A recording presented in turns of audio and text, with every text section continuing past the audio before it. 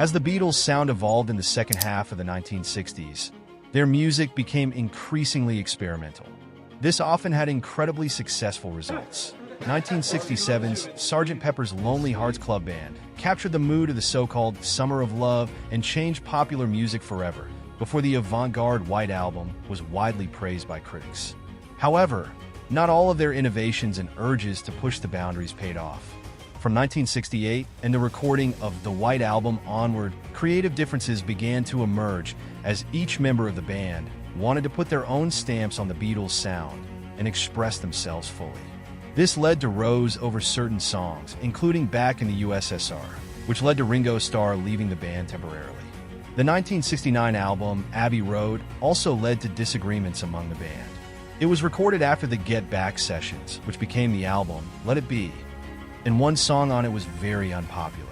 Paul McCartney started writing Maxwell's Silver Hammer in early 1968 when the Beatles were in India. About writing the unconventional song, which follows a character called Maxwell Edison who murders people with a hammer, Paul said it was my analogy for when something goes wrong out of the blue, as it so often does, as I was beginning to find out at that time in my life. I wanted something symbolic of that, so to me it was some fictitious character called Maxwell with a silver hammer. I don't know why it was silver, it just sounded better than Maxwell's hammer. It was originally intended to feature on the White Album, but it was not recorded during those sessions.